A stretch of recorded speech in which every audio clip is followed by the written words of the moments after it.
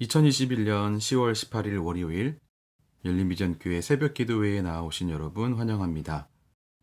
오늘 이 아침 우리가 함께 나눌 말씀은 출애굽기 33장 12절부터 23절입니다. 출애굽기 33장 12절부터 23절입니다. 이 시간 제가 봉독하겠습니다. 모세가 여호와께 아뢰되 보시옵소서 주께서 내게 이 백성을 인도하여 올라가라 하시면서 나와 함께 보낼 자를 내게 지시하지 아니하시나이다.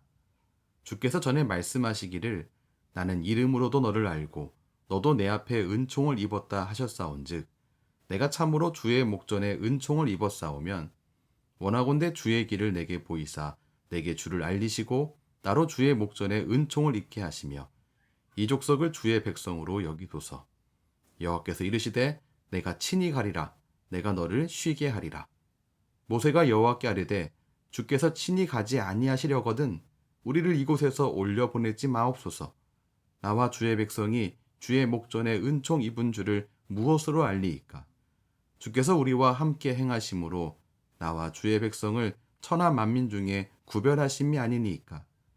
여호와께서 모세에게 이르시되 내가 말하는 이 일도 내가 하리니 너는 내 목전에 은총을 입었고 내가 이름으로도 너를 암이니라. 모세가 이르되 원하건대 주의 영광을 내게 보이소서. 여호와께서 이르시되 내가 내 모든 선한 것을 내 앞으로 지나가게 하고 여호와의 이름을 내 앞에 선포하리라. 나는 은혜 베풀 자에게 은혜를 베풀고 긍휼히 여길 자에게 긍휼을 베푸느니라. 또 이르시되 내가 내 얼굴을 보지 못하리니 나를 보고 살 자가 없음이니라. 여호와께서 또 이르시기를 보라 내 곁에 한 장소가 있으니 너는 그 반석 위에 서라. 내 영광이 지나갈 때에 내가 너를 반석 틈에 두고 내가 지나도록 내 손으로 너를 덮었다가 손을 거두리니 내가 내 등을 볼 것이요 얼굴은 보지 못하리라. 아멘. 금송아지 사건으로 진노하신 하나님께 모세는 간청하며 나아갑니다. 그리고 하나님은 신실한 사람 모세의 간청을 들어주셨습니다.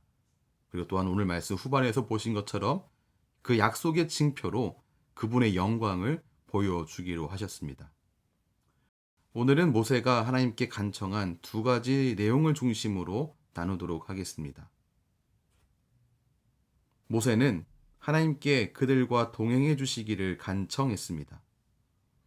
하나님은 사자를 보내 이스라엘을 가나안 땅으로 인도하시겠지만 자신은 함께 가지 않겠다고 하셨습니다. 범죄한 이스라엘에게 약속의 땅에 도착하는 것을 보장하셨습니다. 이 정도면 모세가 이 정도면 다행이다 라고 할 만할 텐데 모세는 거기에서 멈춰 있지 않았습니다. 그는 백성 편에서 나와 함께 보낼 자를 보내주실 것을 간구합니다. 12절 말씀은 하나님께 직접 동행해 달라는 요구를 에둘러서 표현한 것입니다.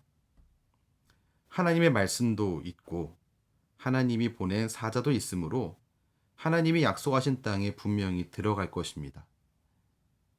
이들의 목적은 틀림없이 이루어질 텐데 왜 모세는 거기에 만족하지 않고 하나님께 동행해 주실 것을 요청하는 걸까요? 그것은 하나님 없으면 약속의 땅에 들어가는 의미가 없기 때문입니다.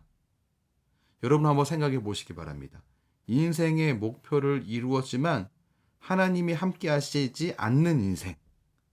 그 인생이 어떤 의미가 있겠습니까? 하나님이 함께 하지 않는 사람이 어떻게 하나님의 백성이겠습니까? 하나님의 백성이 다른 사람과 구별되는 것은 하나님의 함께 하심입니다. 하나님의 동행이 하나님의 백성과 하나님의 백성 아닌 사람을 구분짓는 것입니다. 우리는 16절 말씀이 그것을 말하고 있습니다.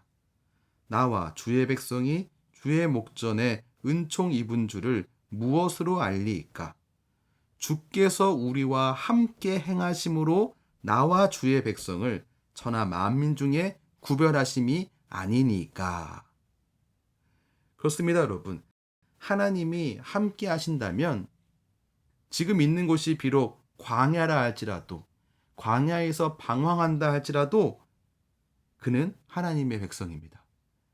그 공동체는 거룩한 공동체입니다. 그러나 하나님이 함께 하시지 않는다면 약속의 땅에 들어가서 그 땅의 주인이 된다 할지라도 거룩한 공동체는 아님을 기억하시기 바랍니다. 우리가 거룩한 무리, 즉 성도로 불려질 수 있는 것은 하나님의 함께 하심 때문입니다. 하나님의 동행 때문입니다. 하나님이 함께 하시는 것을 가장 큰 행복이자 가치로 여기는 우리 모두가 되기를 주님의 이름으로 축원합니다. 두 번째, 모세는 하나님께 이 족속을 주의 백성으로 받아달라고 간청했습니다. 이전에 모세는 애굽의 바로 앞에서 하나님의 말씀을 선포했습니다. 출애굽기 5장 1절 말씀입니다. 내 백성을 보내라, 이렇게 말입니다.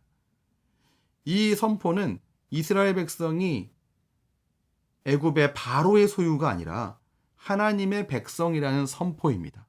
그 백성은 너의 백성이 아니야, 하나님의 백성이다라고 하는 선포입니다.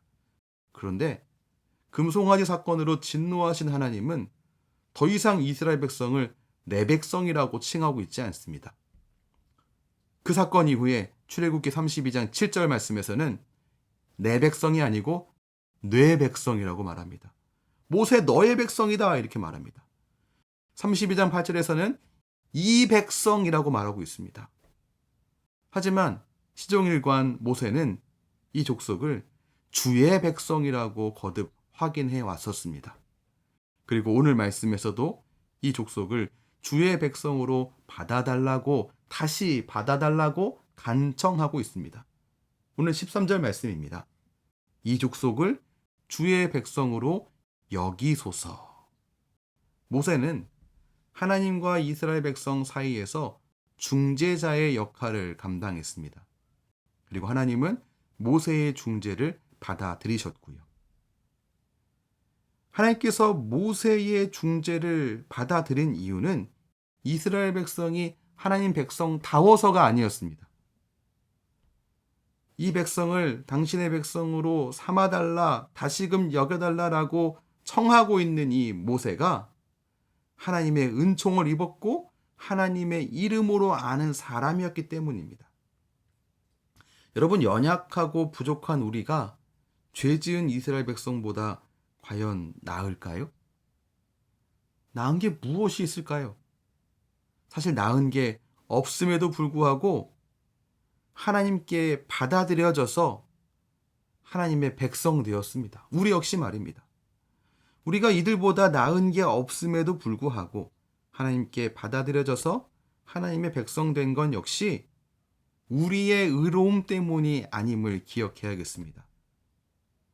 모세보다 뛰어난 이이신 하나님의 아들 독생자 예수 그리스도의 중재로 말미암아 우리가 하나님의 백성 된 것입니다. 하나님의 백성이 될 수 없는 사람들이 예수님으로 말미암아 하나님의 백성이 되었습니다. 하나님의 백성에게는 하나님이 동행하십니다. 함께 하십니다. 임마누엘의 하나님으로 인하여서 힘을 얻는 하나님의 백성이 모두 다 되시기 바랍니다. 오늘 말씀을 정리하겠습니다. 하나님의 함께 하심은 있으면 좋고 없어도 어쩔 수 없고 한 그런 것이 아닙니다. 하나님의 백성에게 반드시 필요한 일입니다. 오늘 우리는 우리가 하고 있는 일과 계획하는 일에 주님이 함께 하시고 있는지 좀 살펴봐야겠습니다. 그런 시간을 꼭 한번 가져보시기 바랍니다. 그리고 또한 우리가 주님으로 말미암아서 주의 백성 되었다는 이 사실을 기억하시기 바랍니다. 우리의 의로움 때문이 아니고 주님으로 말미암아서 주의 백성 되었다는 것을 기억하시면서 우리가 주의 백성이며 주의 소유이기에 어려운 상황에서도 절망하지 않을 수 있다라고 하는 것, 소망이 있다라는 것을 기억하시고 이 두 가지, 하나님의 함께 하심, 하나님의 백성됨, 이 두 가지를 기억하며 끊임없는 기도로 주님께 나아가는 이 소중한 한 주 되시기를 주님의 이름으로 축원합니다. 기도하겠습니다. 하나님, 연약한 우리를 주님의 은혜로 당신의 백성 삼으시고 오늘도 함께 하시니 감사합니다. 우리와 함께 하신다는 약속이 얼마나 귀중한 것인지 경험하며 그 은혜를 누리기 원합니다. 어떠한 어려움이라 할지라도 항상 함께 하시겠다라고 약속하신 임마누엘의 하나님, 오늘도 그 약속을 기억하며 주님 안에 소망을 두는 우리 모두가 되게 인도해 주시옵소서. 이 한 주도 주님을 찾는 수고하고 무거운 짐진 자들을 기억해 주시고 주님 안에서의 참된 쉼을 허락해 주시옵소서. 예수님 이름으로 기도합니다. 아멘. 우리 주 예수 그리스도의 크신 은혜와 하나님 아버지의 무한하신 사랑과 성령 하나님의 감화 교통 인도하심이 하나님의 인도를 간절히 소원하는 그의 백성들에게 충만하게 넘치시기를 축원하옵나이다. 아멘.